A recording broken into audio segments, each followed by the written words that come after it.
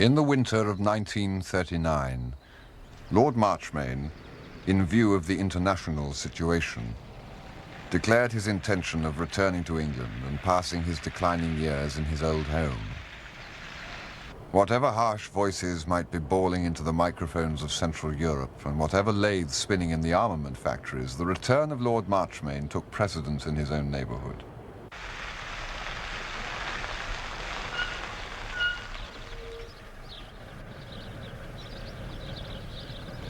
Julia and I, who had left Brideshead a month before, thinking we should not return, moved back for the reception.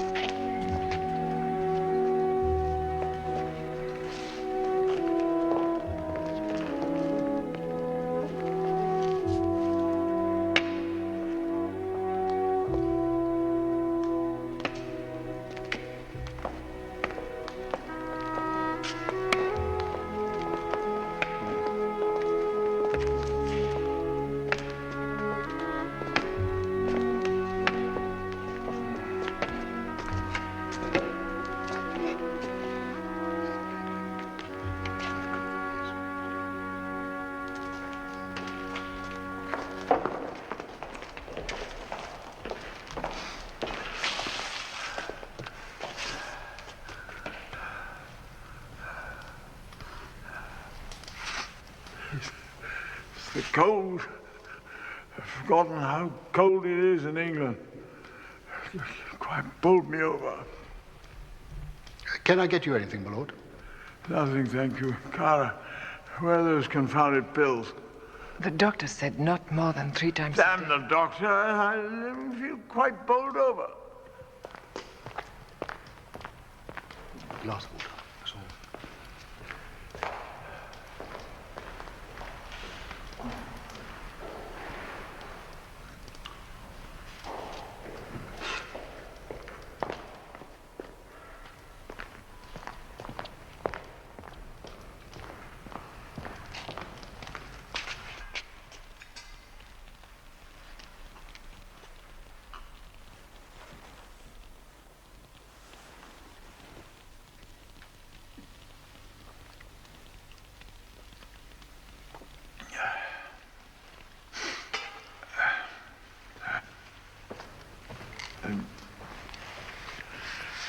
don't feel tall thing today.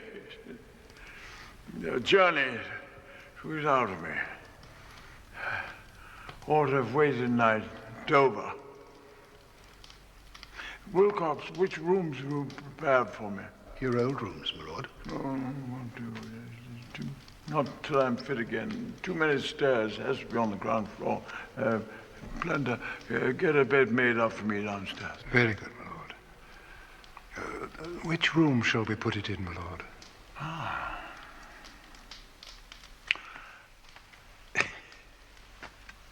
The Chinese drawing room. Very good, my lord. And Wilcox, the Queen's bed. The Chinese drawing room, my lord. Yeah. And the Queen's bed.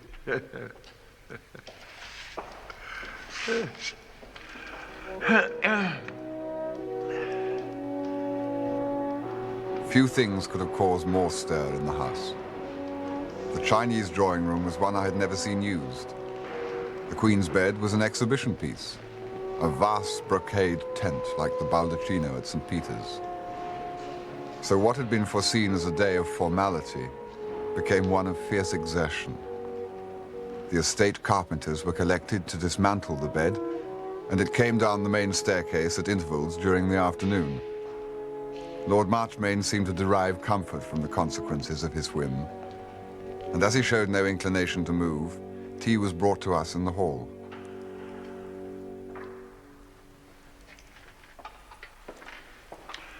I dare say I shan't really be fit again till the summer comes. Look to you four to amuse me. Tell me the circumstances of Brideshead's courtship. It seems he met her late husband first. They shared the same hobby. What was that? Matchboxes. Admiral Muspratt apparently have one of the finest collections in the country. Matchboxes. Matchboxes. I think she's past childbearing. In Italy, no one believes there's going to be a war. They think it'll all be arranged. I suppose, Julia, you no longer have access to political information. Cara here is fortunately a British citizen by marriage. It's not a thing she customarily mentions, but it may prove valuable. She is legally Mrs. Hicks, you know, my dear. We know little of Hicks, but we shall be grateful to her nonetheless if it comes to war. And you will, I suppose, be an official artist? No, as a matter of fact. I'm negotiating now for a commission in the Special Reserve. Oh, but you should be an artist. I had one with me during the last war for weeks, till we went up the line.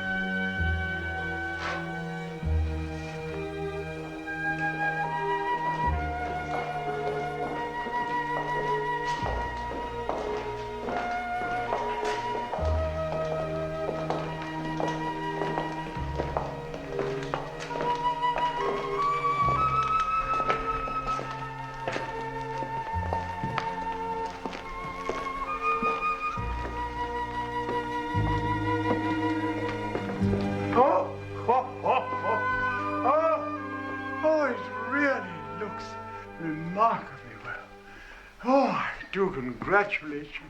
Ah, yes, indeed. Wilcox, I seem to remember a silver basin and ewer. It stood in what we used to call the Irish dressing room. Suppose we put it here on the console. Very good. Send Plender and Gaston to me. I tell them not to worry about the luggage. adjust my dressing case and things for the night. Oh, Plender will know. And now, if you'll all leave me, I'll go to bed. We'll meet later. You'll all come and dine with me here and keep me amused? Of course, Papa.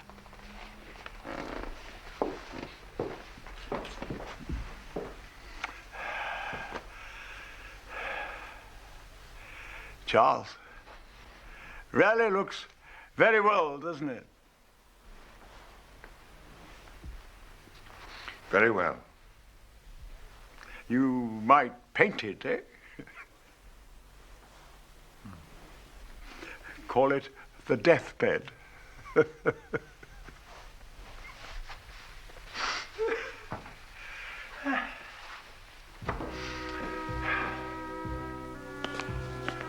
he mean that? Yes, he has come home to die.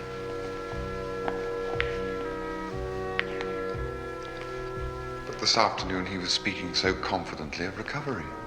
That's because he was so ill. When he is himself, he knows he's dying and accepts it. His sickness is up and down. One day, sometimes several days, he's strong and lively and then ready for death. Other days, he's down and afraid. I don't know how it will be when he's more and more down. That will come in good time. The doctors in Rome gave him less than a year. There's someone coming from London, I think, tomorrow, who will tell us more. What is it? His heart. Some long word at the heart. He's dying of a long word.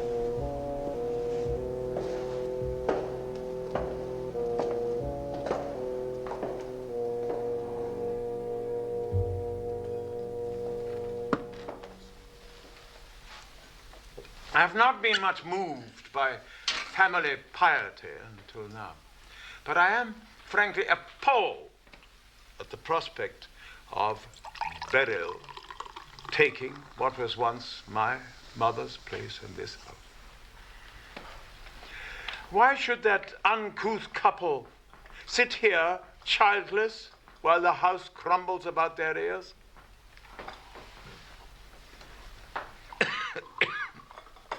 I will not disguise from you that I have taken a dislike to Beryl. Perhaps it was unfortunate that we should meet in Rome. Almost any other place would have been more sympathetic. Yet when one considers it, where could I have met her without repugnance? We dined at Ranieri's, a quiet little restaurant which I have frequented for years. No doubt you know it. Beryl seemed to fill the place. I, of course, was host. But to hear Beryl press my son with food, you would have thought otherwise. Brideshead was always a greedy boy. A wife with his best interests at heart would rather have tried to restrain him, but that's a matter of small importance. No doubt she had heard of me as a man of irregular life. I can only describe her manner to me as roguish. A naughty old man, that's what I was. I suppose she's met naughty old admirals and knew how they were to be humored. I will not attempt to describe her conversation. I will give you one example. They had been to an audience at the Vatican that morning, a blessing on their marriage. And do you know what she said to me? Lord Marchmain, she said. I felt as though it was I who was leading the bride. It was said with great indelicacy. I can't yet quite fathom what she meant. Was she making a play on my son's name, or was she, do you think, referring to his undoubted virginity? I fancy the latter. I don't think she would quite be in her proper element here, do you? Who shall I leave it to? The entail ended with me, you know. Sebastian, alas, is out of the question. Who wants it? A quiz. Would you like it, Cara? No, of course you would not. Cordelia? I think I shall leave it to Julia and Charles. Of course not, Papa. It's Bridie's. And Beryl's? I shall have Gregson down one day soon and go over the matter. It's time I brought my will up to date. It's full of anomalies and anachronisms. I have taken a fancy to the idea of installing Julia here. So beautiful this evening, my dear. So beautiful always. Much more suitable.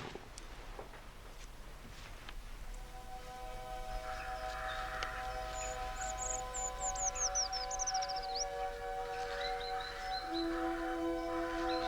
you think he really means to leave it to us? Yes, I think he does.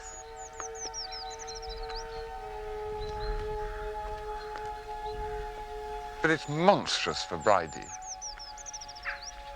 Is it? I don't think he cares much for the place. I do, you know. He and Beryl will be much more content in some little house somewhere.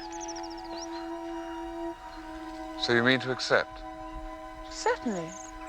It's Papa's to leave as he likes.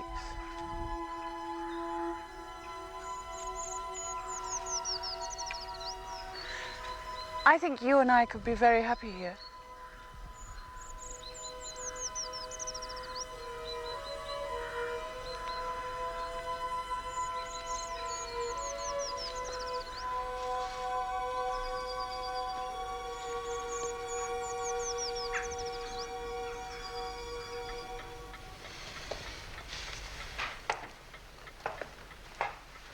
Brideshead and his wife returned from their honeymoon and stayed a few nights. It was one of the bad times, and Lord Marchmain refused to have them near him. Mr. Chamberlain opened his speech in Birmingham by saying that tomorrow he would attain his 70th birthday, and that as he felt still sound in mind and limb, he hoped he might have a few more years before him in which to give what service he could to the state. This remark was greeted with cheers. Shall I go on? Yes, do, if it's not boring you. Chamberlain, I knew him. Mediocre fella.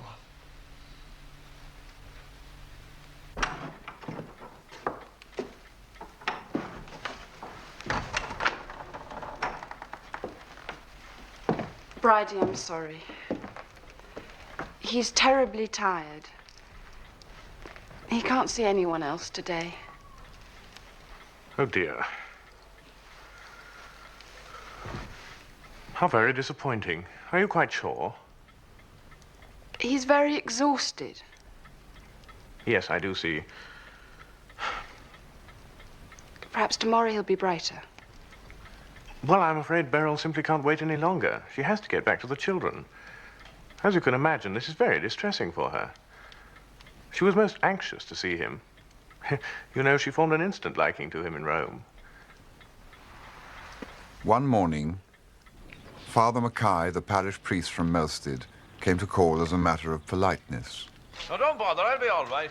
Good morning.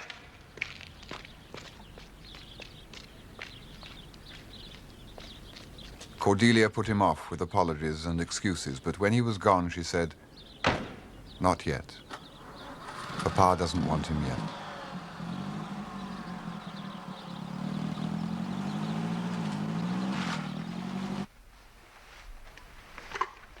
Charles, I see great church trouble ahead. Can't they even let him die in peace? They mean something so different by peace. It would be an outrage. No one could have made it plainer in his life what he thought of religion. They come to him now when his mind's wandering and he hasn't the strength to resist and claim him as a deathbed penitent.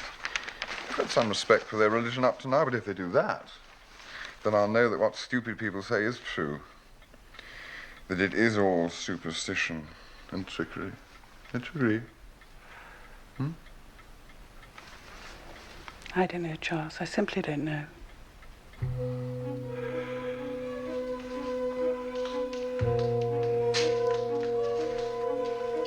The weeks of illness wore on, and the life of the house kept pace with the faltering strength of the sick man. No, it's too good. I don't believe it. I don't know. No. Cordelia, you didn't let me win on purpose, did you? Of course not, Papa. Wilcox says the painted parlour's ready. Oh. Do you really want to do this? What's that, Julia? Well, Apparently, Papa told Wilcox this morning he wants to move to the painted parlour. I've changed my mind. Why should you move? You're comfortable here. Where's she going? Where's she going? Don't worry, Alex. She's coming back. Do you want me to read to you? No. I'll get my revenge first. Oh, you want the whites to win this one?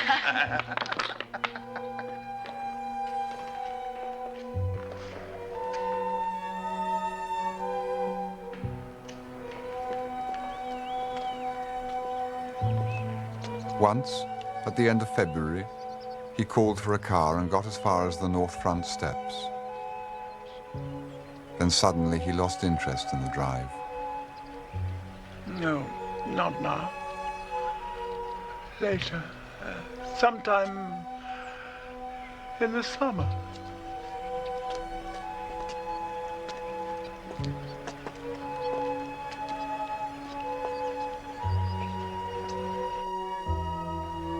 The bad spells became longer and more frequent.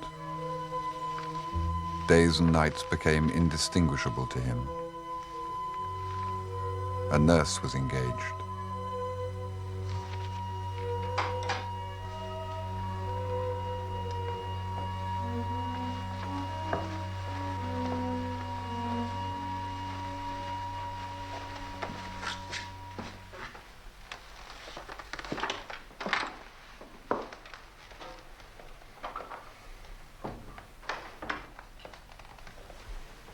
I have a very serious complaint to make, Lady Cordelia. I've never seen such a room. Nothing like it, anywhere in all my experience. How can I possibly nurse his lordship in conditions like this? I must insist that my patient is moved where there's running hot water, a small narrow bed that I can get round, and a dressing room for myself. It's only what I'm used to. I'm sorry, nurse. We have tried, but it's hopeless. He won't be moved. Then I can't answer for the consequences.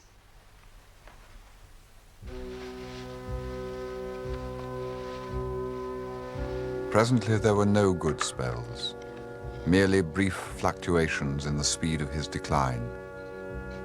Bridie was called back. It was the Easter holidays and Beryl was busy with her children. He came alone.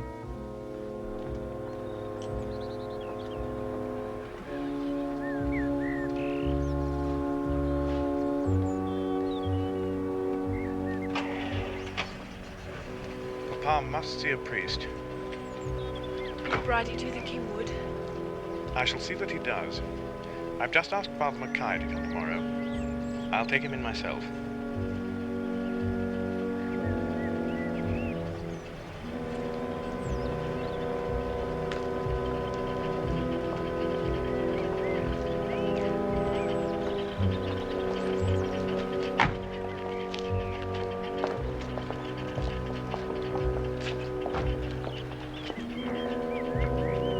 Although none of us had spoken of it, I felt the question ever present through the weeks of Lord Marchmain's illness. I saw it when Cordelia drove off early in the mornings to Mass. I saw it as Carla took to going with her. Now Brideshead, in his own ruthless way, had planted the problem down before us. Well, now, Lord Brideshead, do you think the poor soul would be ready to see me? I'm sure, Father. Nurse said he had a good night. If you'd care to come with me.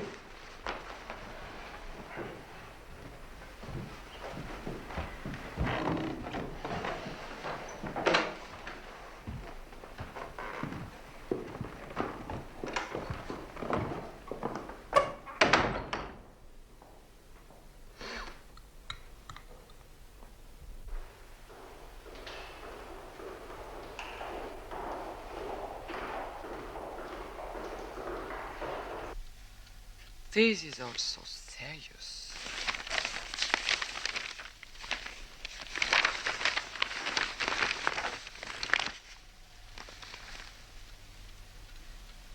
Listen, April events on the Riviera.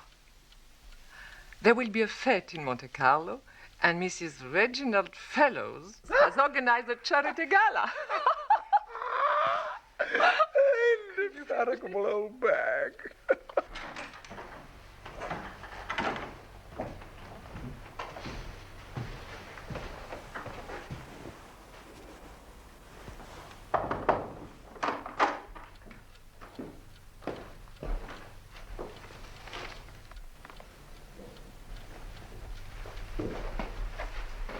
I've brought Father Mackay to see you, Papa.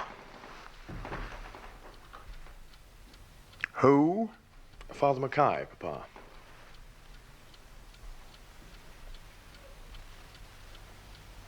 Father Mackay, I'm afraid you've been brought here under a misapprehension. I am not an extremist, and I've not been a practicing member of your church for 25 years. Brideshead, I think you should see Father Mackay out, don't you?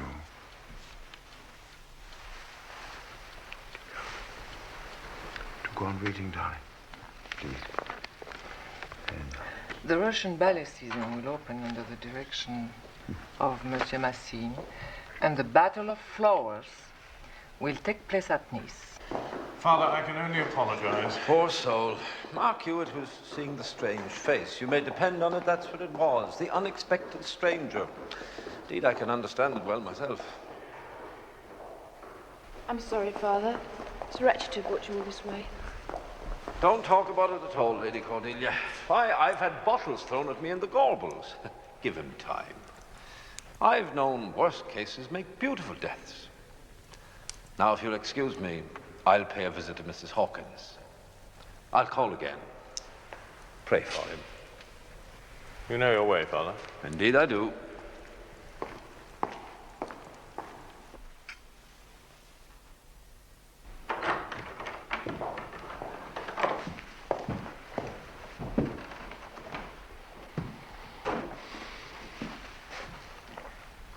Do I gather the visit was not a success?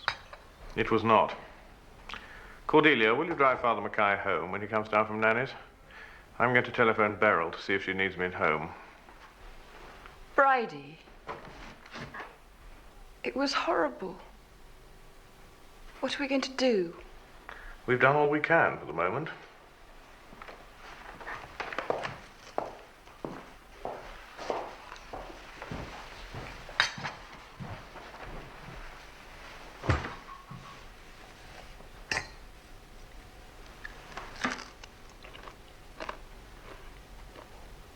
Damn, Bridie.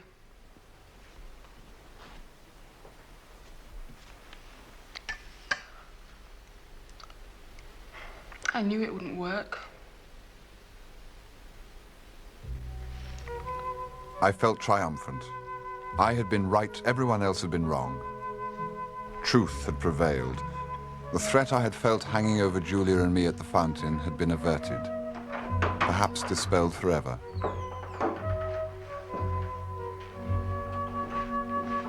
Mumbo Jumbo's off. The witch doctor's gone. Poor Papa. It's great sucks to Bridie.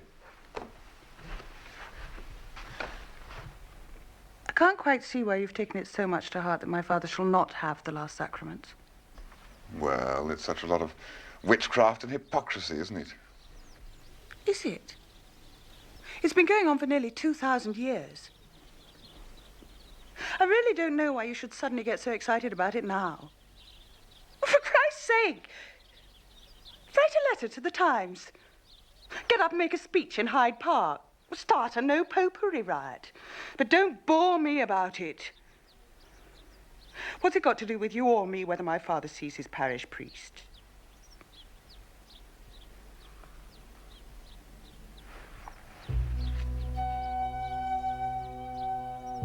There was also, I can now confess it, another unexpressed, inexpressible, indecent little victory that I was furtively celebrating.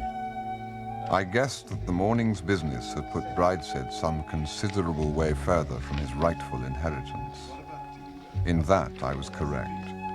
A man was sent for from the solicitors in London that afternoon. It soon became known throughout the house that Lord Marchmain had made a new will.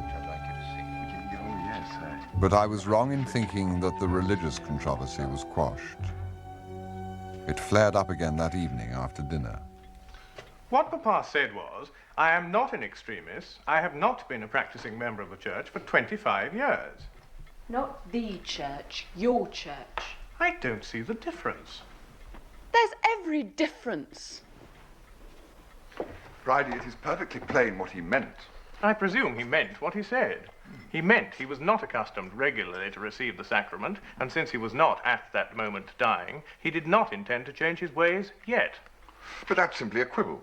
Why do people always think one is quibbling when one tries to be precise? His plain meaning was that he did not wish to see a priest that day, but that he would when he was in extremis. I wonder if there's any more coffee. I wish somebody would explain to me what the significance of these sacraments is. Do you mean that if he dies without a priest, quite alone, that he goes to hell? And that if the priest is there and puts oil on him... No, it's not the oil. That heals him. Odder still. Well, whatever it is he does, that then he goes to heaven. Now, is that what you believe? I think my nurse told me, or someone did anyway, that if the priest got there before the body was cold, it was all right. That's so, isn't it? No, Cara, it isn't. Certainly not. You've got it all wrong. Do any of you Catholics know exactly what good you think this priest will do? Do you simply want to arrange it so that your father can have a Christian burial? Or do you want to keep him out of hell? I only want to be told. They're the same thing. To keep out of hell, as you put it, and to have a Christian burial, he must make an act of the will. He has to be contrite and wish to be reconciled. Only God knows whether he has made that act of will. You mean sometimes the priest doesn't know? Not necessarily. So it's quite possible that the will may still be working when a man is too weak to make any outward sign of it. He may be lying as though dead. Yes, and willing all the time to be reconciled. God understands that. So does the church. So she is able to give him the last sacrament. I never heard that before. So, if the priest isn't there, and he makes the act of will alone, that's as good as if there is a priest, is that right? More or less. Well, for heaven's sake, what's the priest for?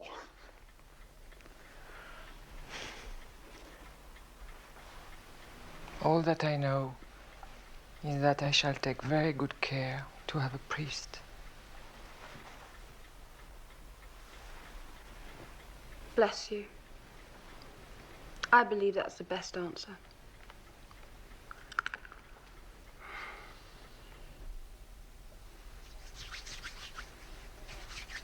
I wish you wouldn't start these religious arguments. I didn't start it. You don't convince anyone else, and you don't really convince yourself. I only want to know what these people believe. They say it's all based on logic. If you'd let Bridie finish, you would have made it all quite logical. There were 4 of you. Cara didn't know the first thing it was about. May or may not have believed it. You knew a bit and didn't believe a word. Of Cordelia knew about as much and believed it madly. Only poor Bridie both knew and believed. And I thought he made a pretty poor show when it came to explaining. And people go about saying, at least Catholics know what they believe. Well, we had a fair cross-section there tonight. Oh, Charles, don't rant. I shall begin to think you're getting doubts.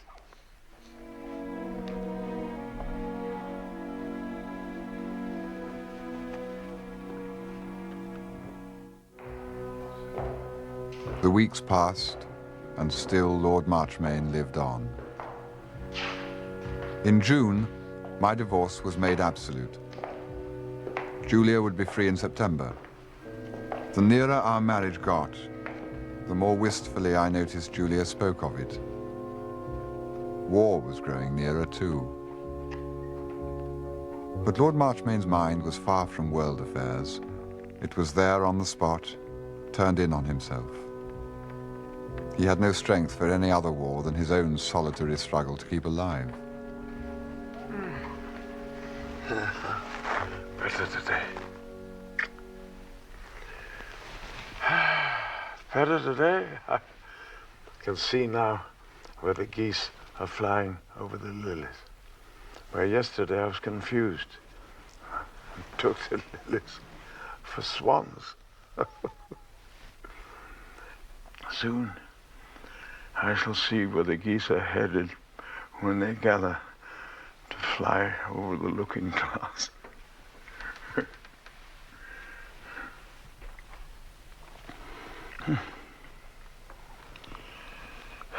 Better tomorrow. We live long in our family. Married late. 73. No great age. Aunt Julia, my father's aunt, lived to be 88. Born and died here. Never married. Saw the fire on Beacon Hill for the Battle of Trafalgar. Always called it the new house. That was their name for it in the nursery and in the fields when unlettered men had long memories. You can see where the old house stood, near the village church. They called the field Castle Hill. Horlick's field, where the ground's uneven, and most of it waste, nettle, and briar, in hollows too deep for plowing. Those were our roots in the waste hollows of Castle Hill. We were knights then, barons since Agincourt. The larger honors came the last, and they'll go the first. Baron, it goes on. When Brideshead's buried, Julia's son will be called by the name his fathers bore before the fat days. The days of wool shearing and the wide cornlands. The days of growth and building, when the marshes were drained and the wasteland brought under the plough.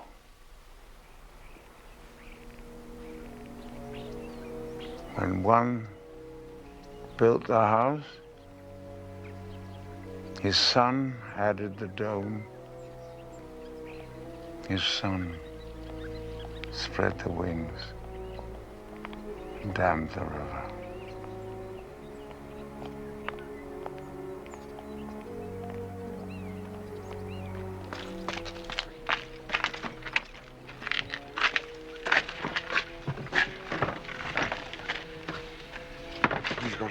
powerful will to live, hasn't he? Would you put it like that? I'd say a great fear of death. Is there a difference? Oh, dear me, yes. He doesn't derive any strength from his fear. It's wearing him out. Goodbye, Mr. Ryder. Goodbye, Doctor. I'll call in tomorrow morning.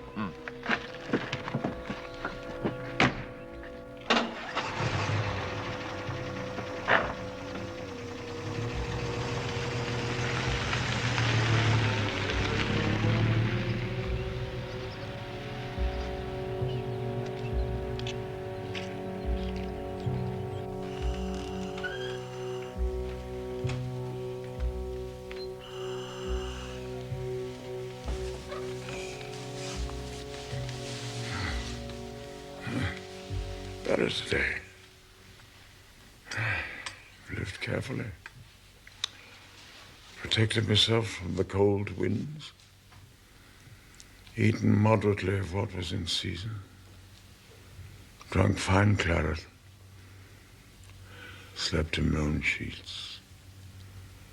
I shall live long. When I was 50, they dismounted us and sent us up the line. Old men stay at the base, the orders said. Walter Venables, my commanding officer, my nearest neighbor, he said, "You're as fit as the youngest of them, Alex."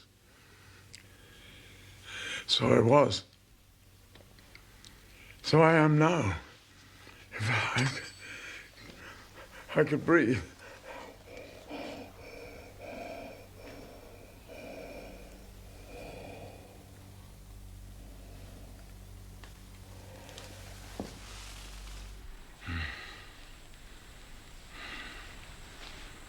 When summer comes, I shall leave my bed and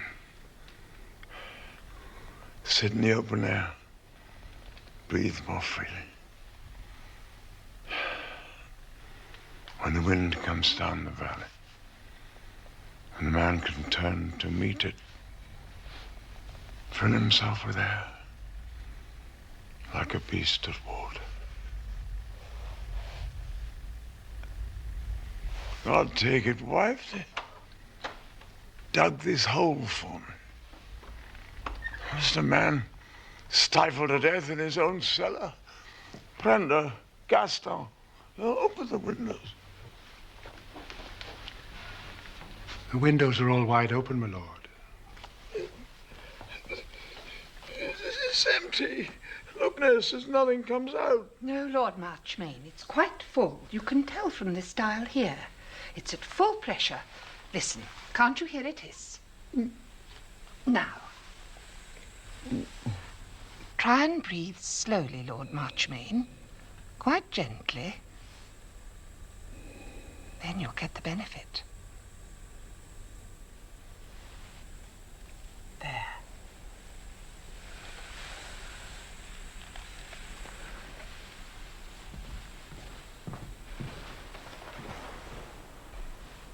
Free as air. That's what they say. Free as air. Now they bring me my air in an iron barrel. I was free once. I committed a crime in the name of freedom.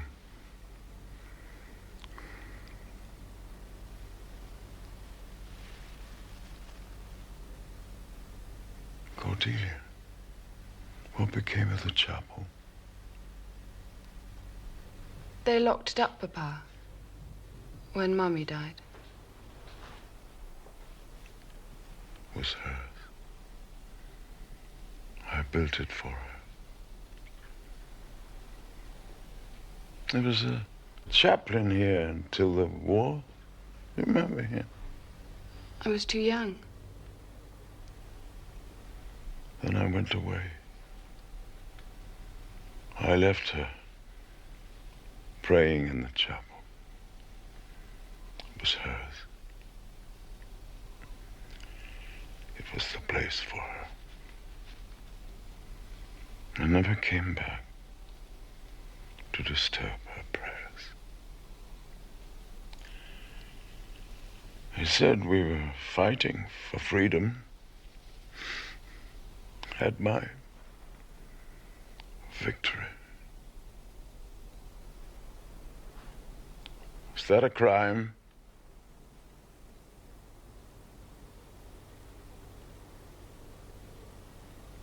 I think it was, Papa.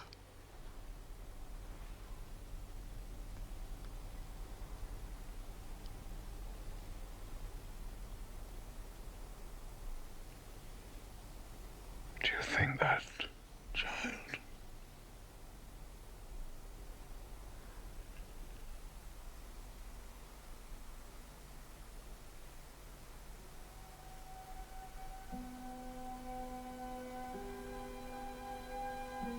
Thus Lord Marchmain lay dying, wearing himself down in the struggle to live. Since there was no reason to expect an immediate change, Cordelia went to London to see her women's organization about the coming emergency. That day, when Julia and I were alone with Kara, he became suddenly worse.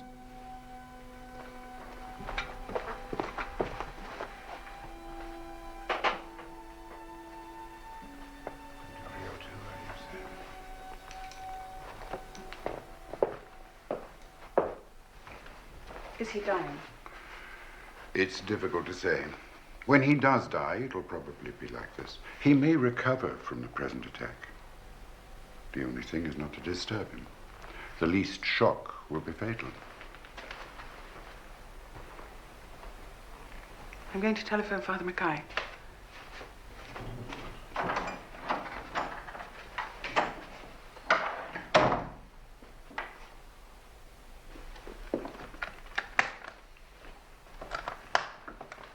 Dr. Grant, we must stop this nonsense.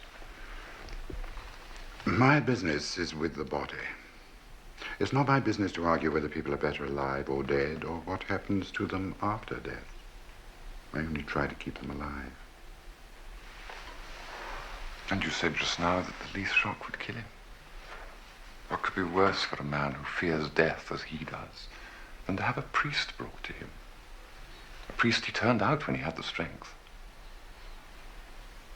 I think it may kill him.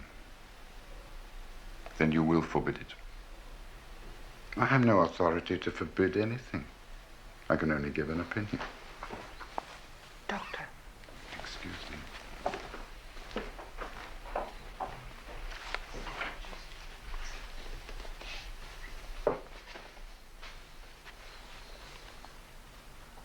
Kara, what do you think? I don't want him made unhappy. That is all there is to hope for now, that he'll die without knowing it. But I should like the priest there all the same. But will you try and persuade Julia to keep him away until the end? Then he can do no harm.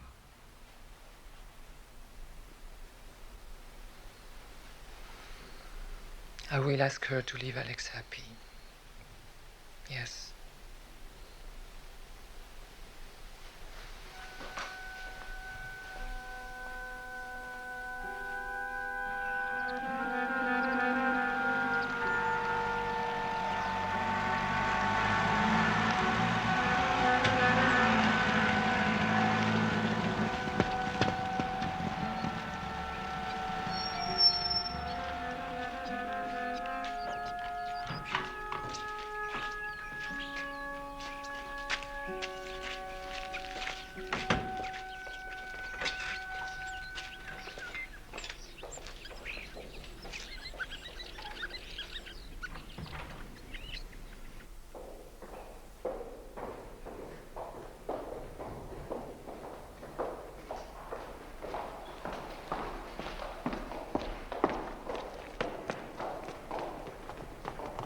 telegraphed Bradley and Cordelia.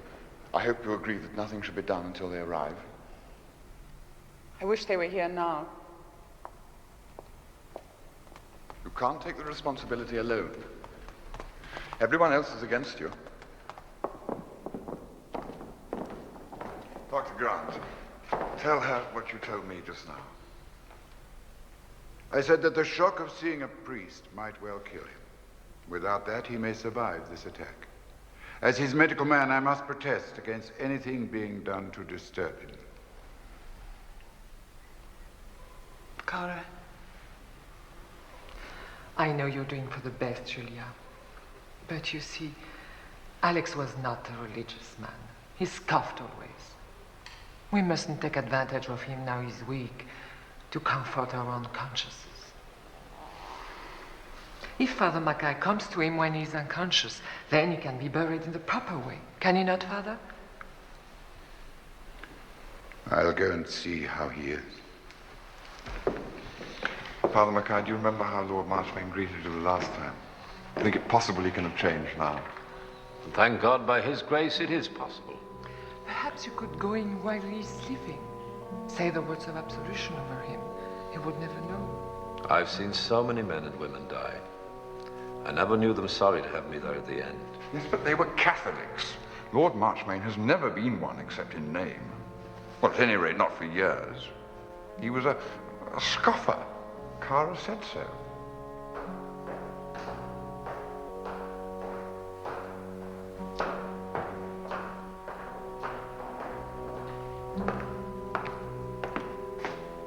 There's no change.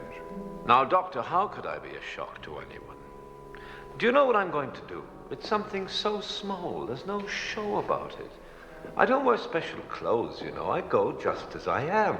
He knows the look of me now. It's nothing alarming. Oh, Julia, what are we to say? Let me speak to him. Father, I just want him to make some little sign of assent. I want him anyway not to refuse me. Then I want to give him God's pardon.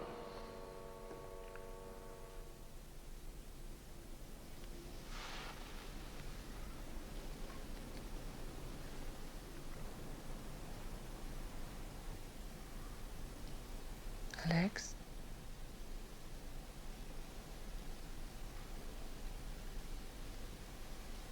You remember the priest from Melstead, Father Mackay?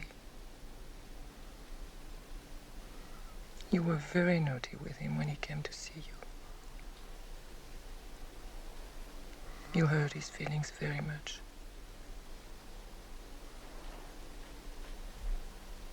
Now he's here again. I want you to see him. Just for my sake. To make friends.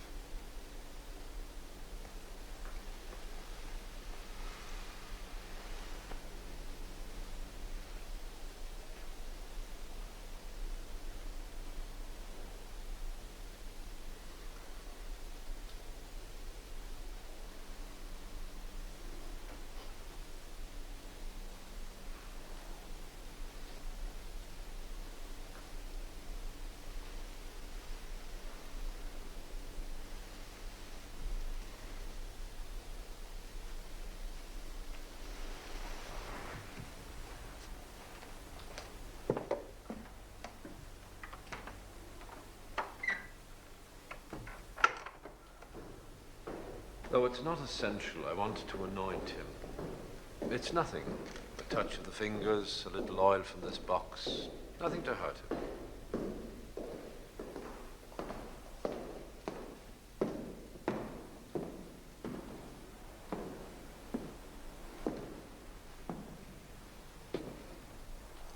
I don't think he heard me. I thought I knew how to put it to him. But he didn't answer me. If he is unconscious, It couldn't make him unhappy to see the priest, could it, Doctor?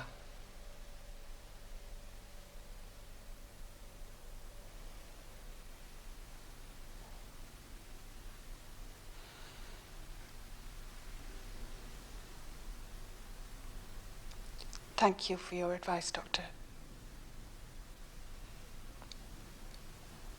I take full responsibility for whatever happens. Father Mackay, will you please come and see my father now?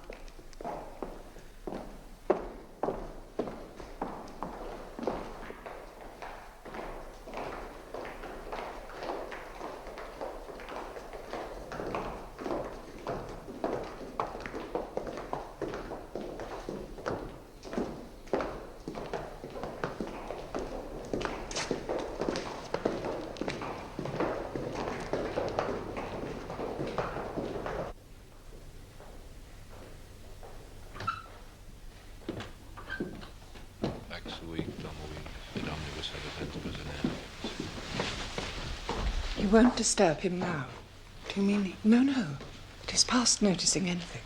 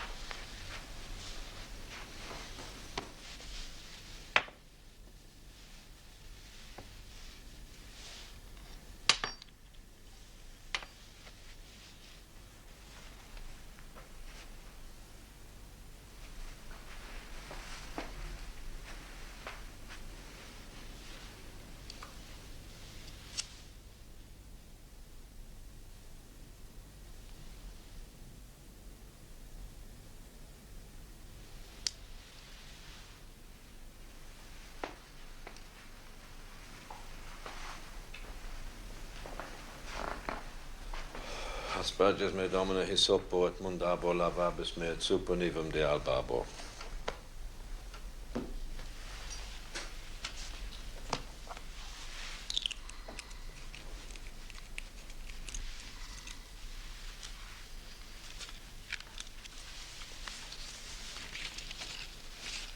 Now, I know that you are sorry for all the sins of your life, aren't you? Make a sign if you can. You are sorry, aren't you? Try and remember your sins and tell God that you are sorry. I'm going to give you absolution. And while I'm giving it, tell God that you are sorry that you have offended him.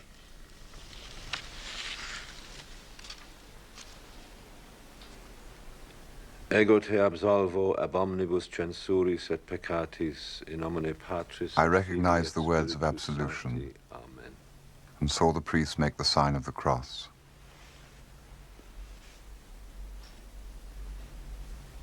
Then I knelt too and prayed. O God, if there is a God, forgive him his sins, if there is such a thing as sin.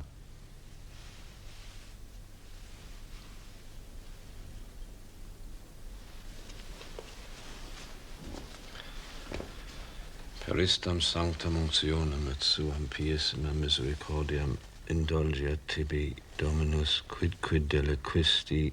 Amen.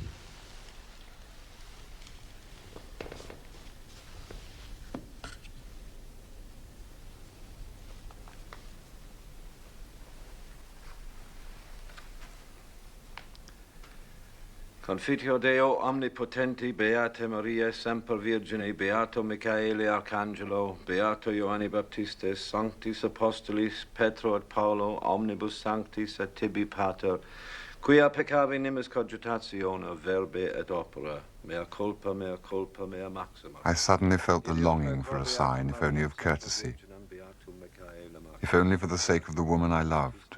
who knelt in front of me praying I knew for a sign. It seemed so small a thing that was asked, the bare acknowledgement of a present, a nod in the crowd.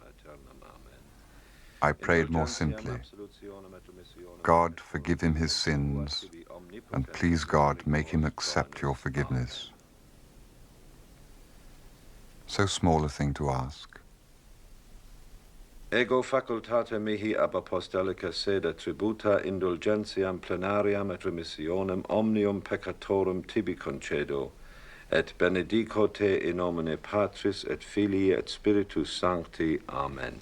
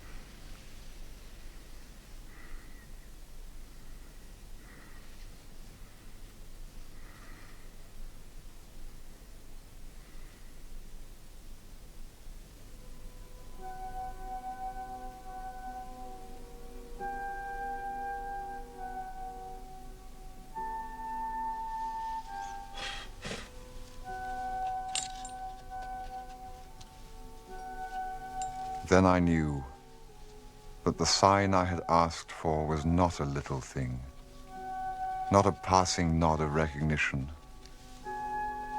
And a phrase came back to me from my childhood of the veil of the temple being rent from top to bottom.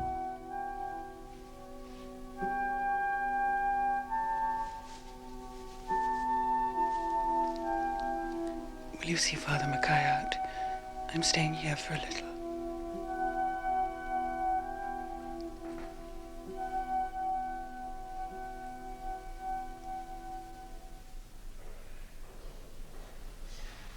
Now that was a beautiful thing to see. I've seen it happen that way again and again. The devil resists to the last moment, and then the grace of God is too much for him. You're not a Catholic, I think, Mr. Ryder, but you'll be glad for the ladies to have the comfort of it. Father, we should give you something for your trouble. Oh, don't think about it, Mr. Ryder. It's a pleasure. But anything you care to give is useful in a parish like mine.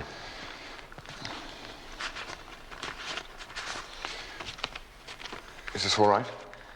Well, that's more than generous, Mr. Ryder. God bless you.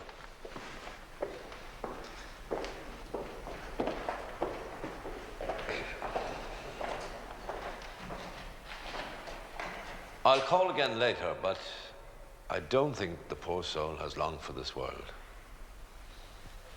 Goodbye.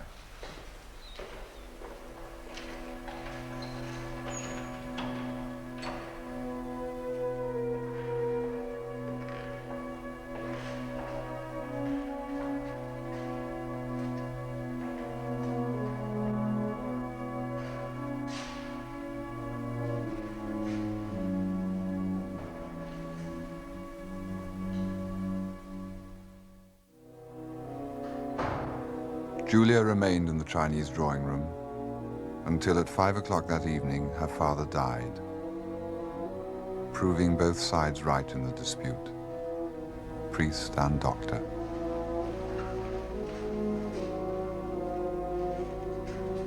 Lord Marchmain's passed away, sir. It was very peaceful.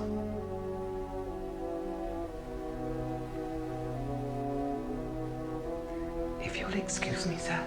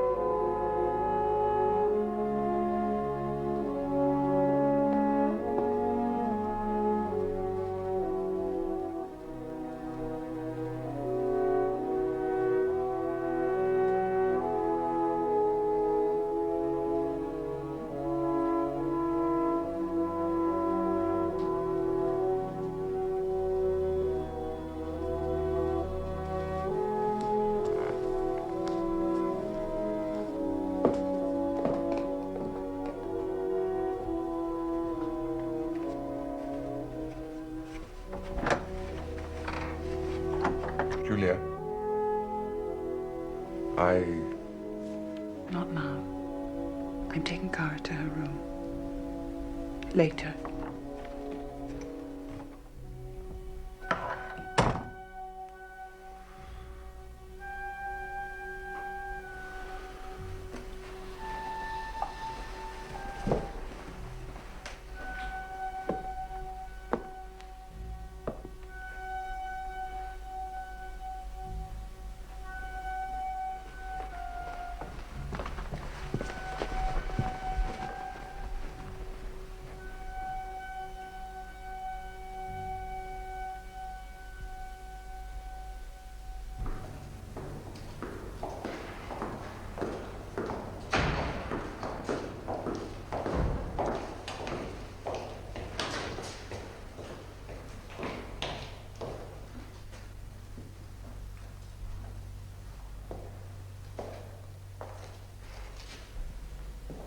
Thus, I come to the broken sentences, which were the last words spoken between Julia and me.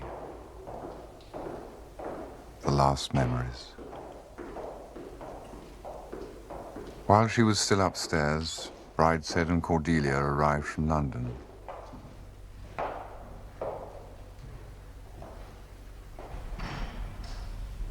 When at last we met alone, it was by stealth. Like young lovers.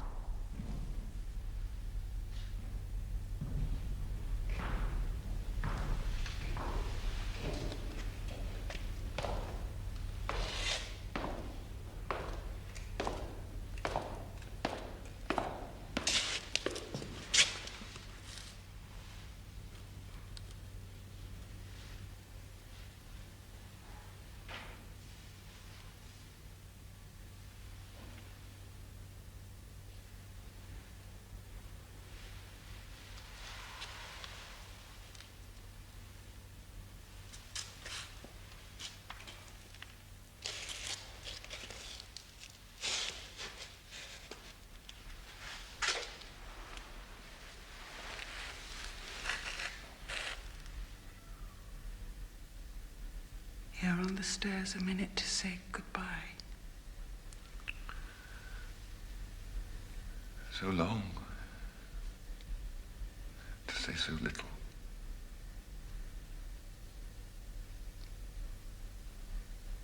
You knew. Since this morning. Since before this morning, all this year.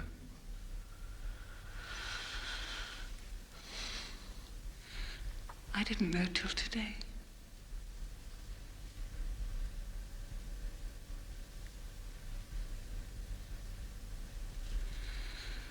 Oh, my dear, if you could only understand, then I could bear to part, or bear it better.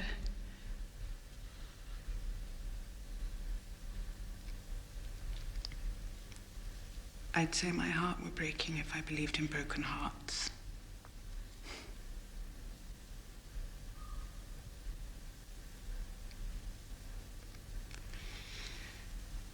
I can't marry you, Charles. I can't be with you ever again. I know. How can you know?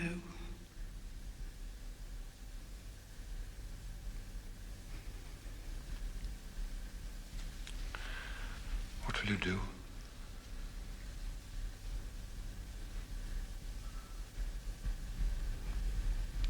Just go on. Alone.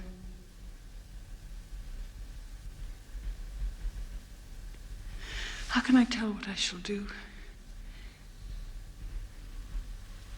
You know the whole of me.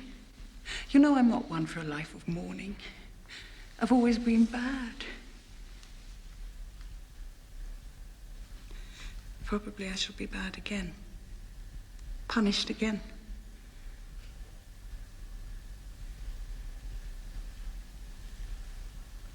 But the worse I am, the more I need God. I can't shut myself out from his mercy. That is what it would mean, starting a life with you. Without him.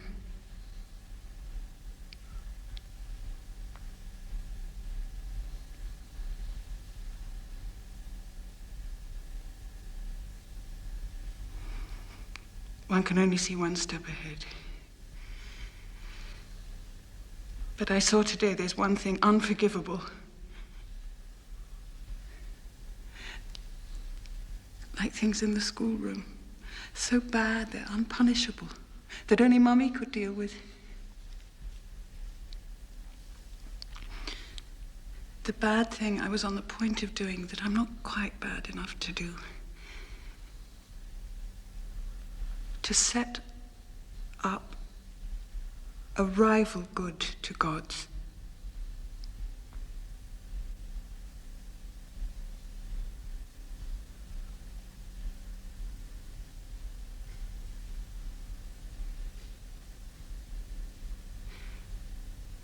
It may be because of Mummy, Nanny, Sebastian, Cordelia.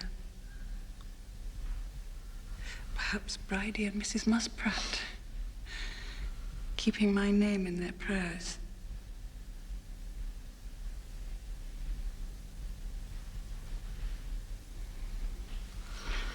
Or it may be a private bargain between me and God. That if I give up this one thing I want so much, however bad I am, he won't quite despair of me in the end.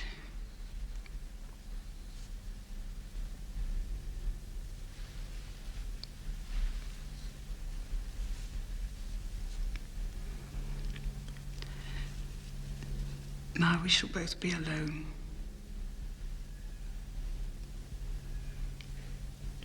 And I shall have no way of making you understand. I don't want to make it easier for you. I hope your heart may break. But I do understand.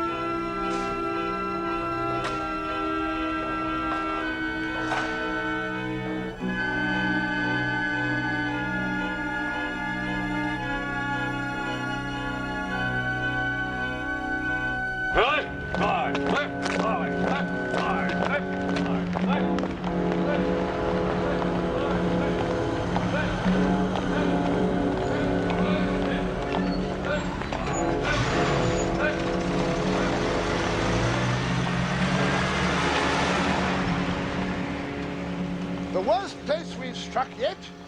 No facilities, no amenities, and brigade headquarters arriving next week, sitting right on top of us. Marchmain, the town, is 10 miles away and damn all when you get there. It will therefore be the first concern of company officers to organize recreation for their men. M.O., I want you to take a look at the lakes to see if they're fit for bathing. Very good, sir. Brigade expects us to clean up the house for them. I should have thought some of those half-shaven scrimshankers I see lounging around headquarters might have saved us the trouble. However, Ryder, you will find a fatigue party and report to the quartering commandant at the house at 10:45 hours. He'll show you what we're taking over. Very good, sir. Anyone happen to know this district? That's all then. Get cracking.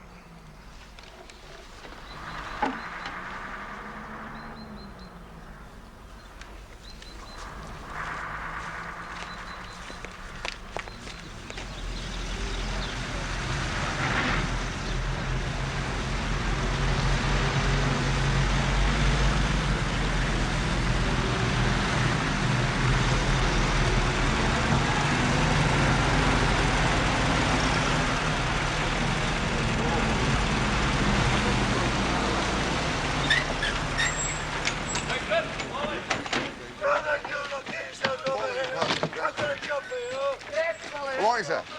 Morning. The tea party reporting for duty. Well done. Ah, it's a wonderful place in its way. Pity to knock it about too much. Come in, I'll show you over. Thank you, sir. It's a vast warren, but we've only requisitioned the ground floor and half a dozen bedrooms, so everything else upstairs is private property.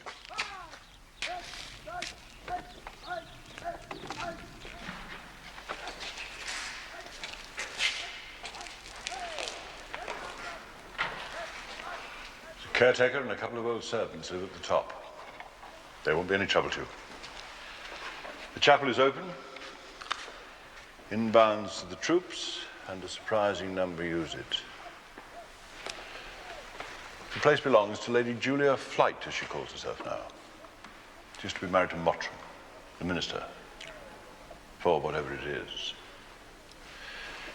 She's abroad on some wound service. I try to keep an eye on things for her.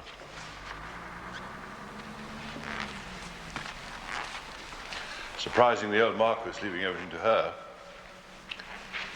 A bit rough on the boys. Thank you.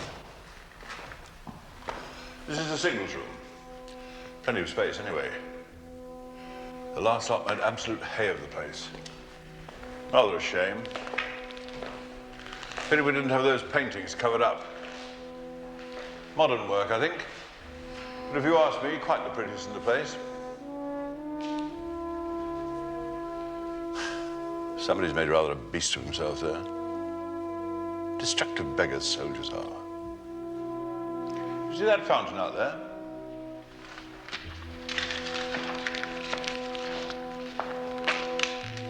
Rather a tender spot for our landlady. The young officers used to lark about in it on guest nights, and it was all looking a bit the worse for wear.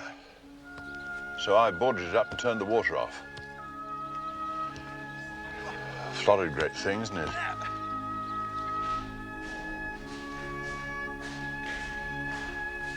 Now, they put the Clarks in here.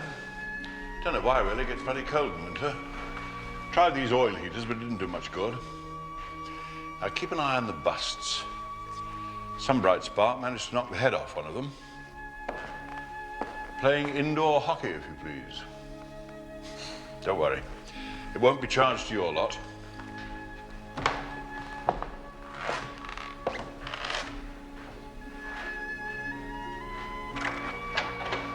I'd advise you to give this room to the Brigadier for his office.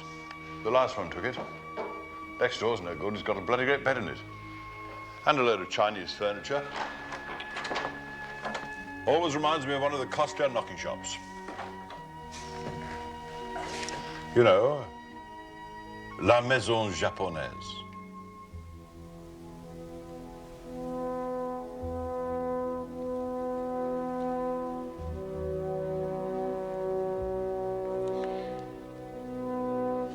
Well, I'm only here to clear up. Someone from Brigade will allot the rooms. Well, you've got an easy job, haven't you?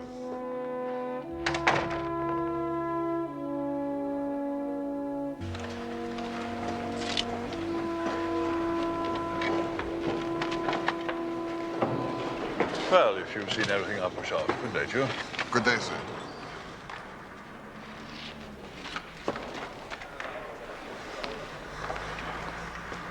Hooper.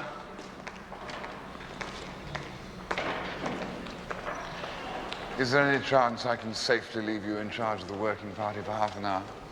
I was just wondering if we could scrounge some tea. For Christ's sake, you've only just started. They're awfully browned off. Keep them at it. Rightio. Go and get the last 4 crates out of the truck, will you? Now, what about this other tea?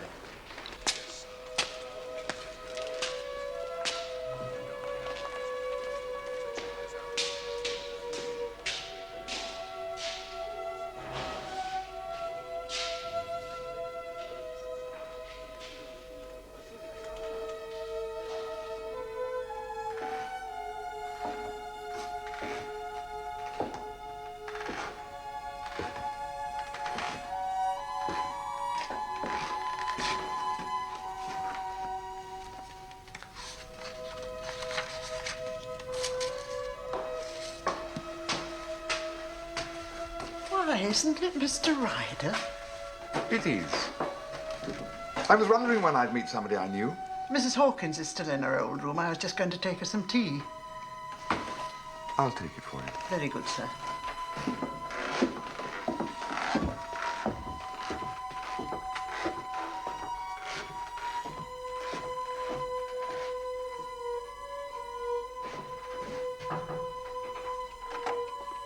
Nanny?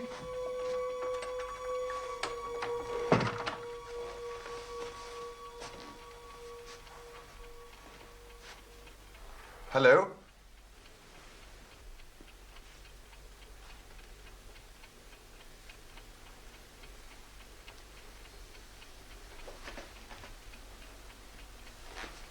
It's me. Charles Ryder. Do sit down, Nanny. I brought your tea. Charles Ryder.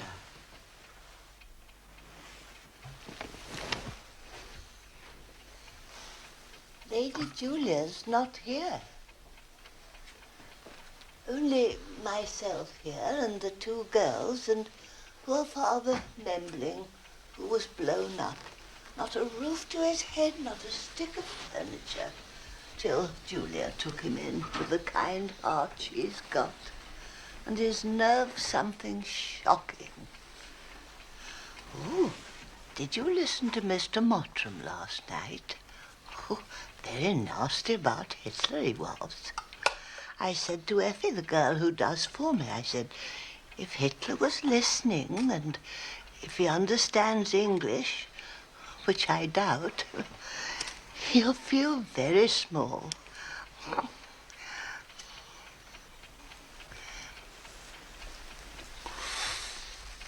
Have you heard from Julia? From Cordelia? Only last week. They're together still, as they have been all the time. And Julia sent me love at the bottom of the page. They're both very well, but they couldn't say where. But Father Membling said, reading between the lines, it was Palestine, which is where Friday's yeomanry is. So that's all very nice for them.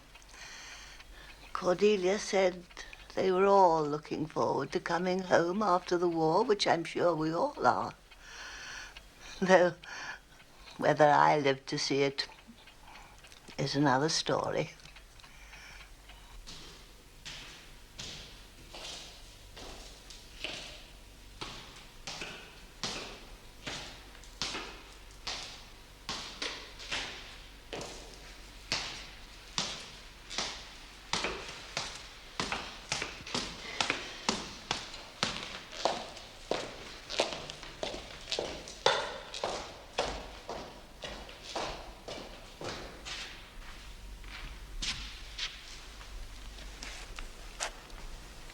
Well, where on earth are the men, Hooper? Well, they had to go off to draw the bed straw. I didn't know anything about it till Sergeant Block told me. I don't know whether they'll be coming back. Don't know. What orders did you give? Well, I told Sergeant Block to bring them back if he thought it was worthwhile. If there'd be time between now and dinner. You've been hotted again, Hooper. That straw wasn't to be drawn till 6 this evening. Oh, Lord. Sorry, Ryder. It was Sergeant Block. No, it was my fault for going away. Fall in the same party immediately after lunch, bring them back here and keep them here until the job's done. Right here.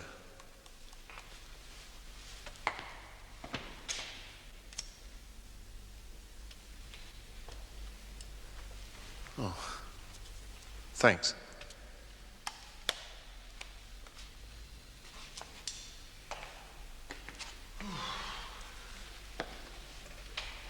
I say, did you say you knew this place before? Yes, very well. It belongs to friends of mine. Doesn't make any sense. One family in a place this size? What's the use of it? I suppose Brigade find it useful. That's not what it's built for, though, is it? No. It's not what it was built for. Maybe that's one of the pleasures of building. Like having a son, wondering how he'll grow up. I don't know. I've never built anything. And I've forfeited the right to watch my son grow up.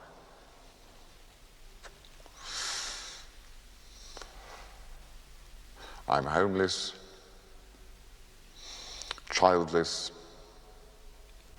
middle-aged, and loveless, Hooper.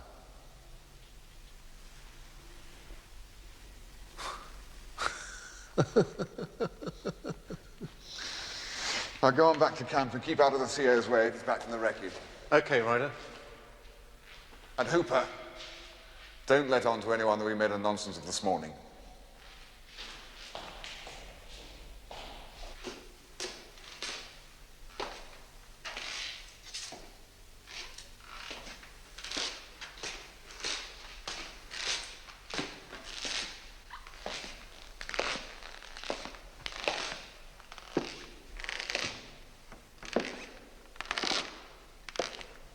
The chapel showed no ill effects of its long neglect. The paint was as fresh and bright as ever, and the lamp burned once more before the altar. I knelt and said a prayer, an ancient, newly learned form of words. I thought the builders did not know the uses to which their work would descend. They made a new house with the stones of the old castle. Year by year, the great harvest of timber in the park grew to ripeness, until, in sudden frost, came the age of Hooper. The place was desolate, and the work all brought to nothing. Quo modo sedet sola civitas, vanity of vanities, all is vanity. And yet, I thought, that is not the last word. It is not even an apt word, it is a dead word from 10 years back. Something quite remote from anything the builders intended had come out of their work, and out of the fierce little human tragedy in which I played, something none of us thought about at the time. A small red flame, a beaten copper lamp of deplorable design relit before the beaten copper doors of a tabernacle.